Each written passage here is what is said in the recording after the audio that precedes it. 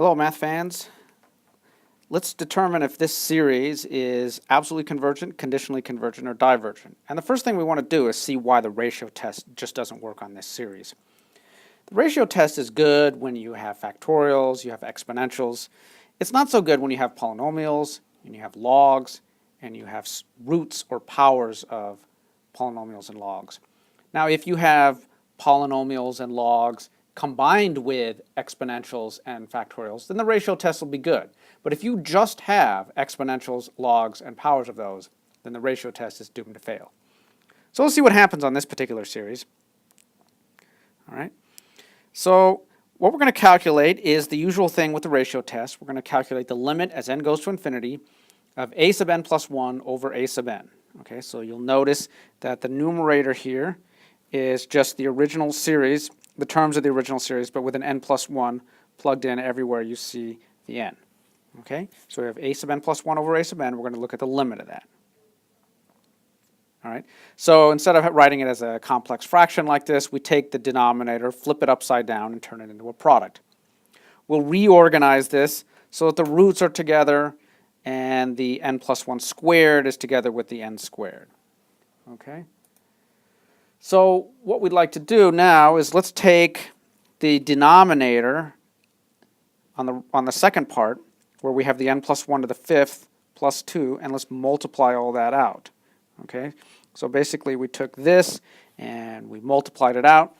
So you can either do a whole bunch of foiling, or you can use something like Pascal's triangle to see what we get there.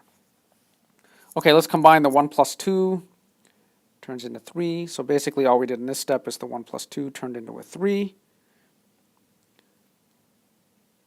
And now let's write it as two separate limits. So you'll notice that we have two different limits now here. So we have this limit and this limit. Okay, so now we can essentially just look at this and say, well, let's just look at the highest order terms.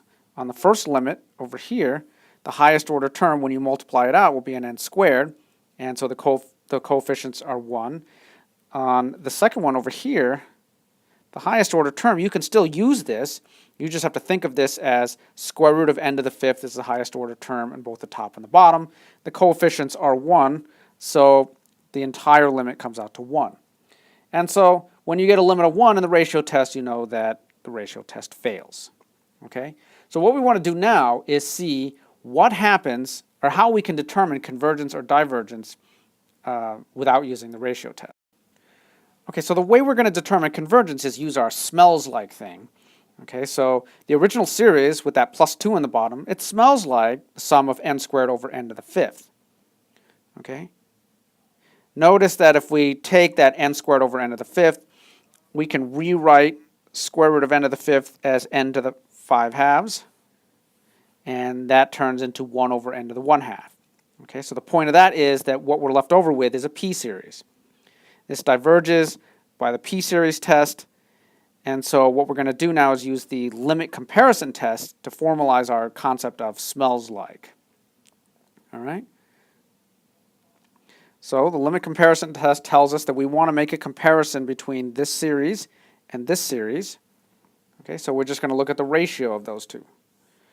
Okay, so we look at that limit. We'll rewrite it as a product by flipping that denominator upside down. We'll reorganize it so that the roots are together and the powers are together. And that limit, it's easy to see that it comes out to 1 by just using the leading coefficient idea again. All right? Now, in the limit comparison test, when you get a limit of 1, that means these two series behave the same. We know that this series diverges by the p-series test. That means the original series also has to diverge.